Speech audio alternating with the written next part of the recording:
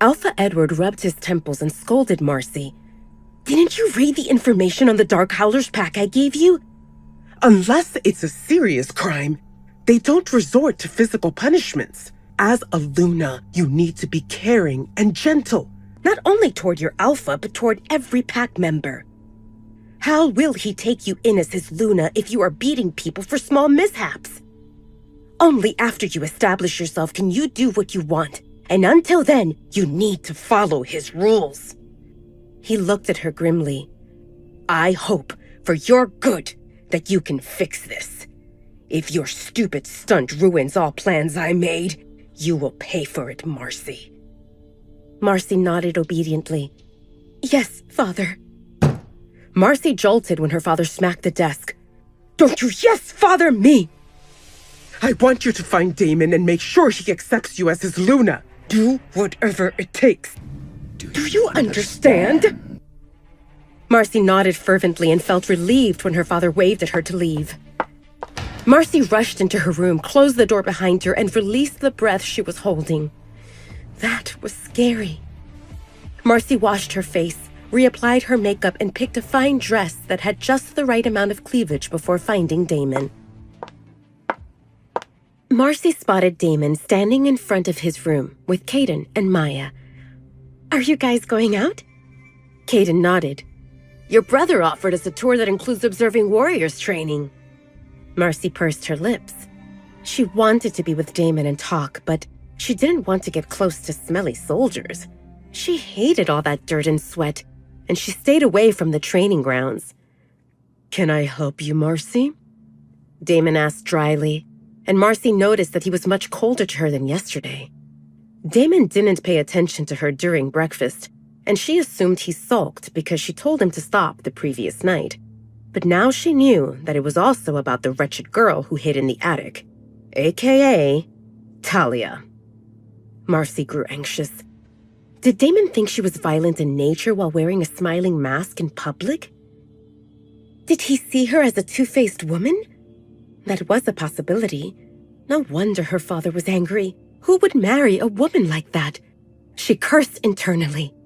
Instead of showing him her best and dazzling self, she ended up rejecting him last night, and he found out her little mishap. Marcy smiled sweetly at Damon. I was hoping that we can have a word and clarify a few things. Damon glanced at Caden, who nodded in understanding. Maya and Caden left, and Damon and Marcy entered Damon's room. Marcy threw herself at Damon and hugged him tightly. After an awkward second, Damon pried her arms open and held her by the elbows 1 step away from him. What are you doing? I'm sorry. What are you sorry for? My behavior yesterday was not acceptable. Damon had a good guess that Marcy had been scolded by her father, but he didn't know if she referred to beating up Talia or about leaving his room. And there was also a possibility that Marcy did something else and he didn't know about it. You came here to apologize. Damon summarized and released her arms. Do it without physical contact. Marcy nodded. I also want to fix it. Damon grew confused. What was she talking about? How could she fix anything that already happened? The best thing was to ask questions and not jump to conclusions. Damon leisurely walked to the sofa chair and sat down, eyeing Marcy. How will you fix it? Marcy took in a shaky breath. His domineering posture turned her on a little. Last night, I was not thinking straight. I said some things and I didn't mean it. Damon smirked as he guessed which way this was going. You didn't mean what you said? About what you would and would not do? Marcy swallowed down her embarrassment. I mean, I said that we should at least know that we are on the path of marriage, and we are, so I'm fine with whatever you want. And what if I wanted to have my way with you? Marcy's eyes widened. His choice of words caught her by surprise. It was direct. I'm fine with that, she responded. Damon felt a mix of rage and excitement. Marcy left him hanging, and if she thought that offending an alpha came without a price to pay, she was up for a nasty surprise. Good. Undress. Marcy quickly unbuttoned the 2 front buttons of her dress, and the dress slid down her body, bunching around her ankles. She frowned at the sight of Damon pointing his phone at her. Is he taking photos or a video? What are you doing? Damon smiled wickedly. Come here. Damon pointed at the low coffee table. Put your hands on it. Marcy realized that he wanted her to bend. She hesitated. Are we doing this or not? If not, there is a training ground for me to check. Marcy gritted her teeth in annoyance and walked to the coffee table before placing her palms on the cold surface. Damon stood up and circled around her until he got a good view of her from behind.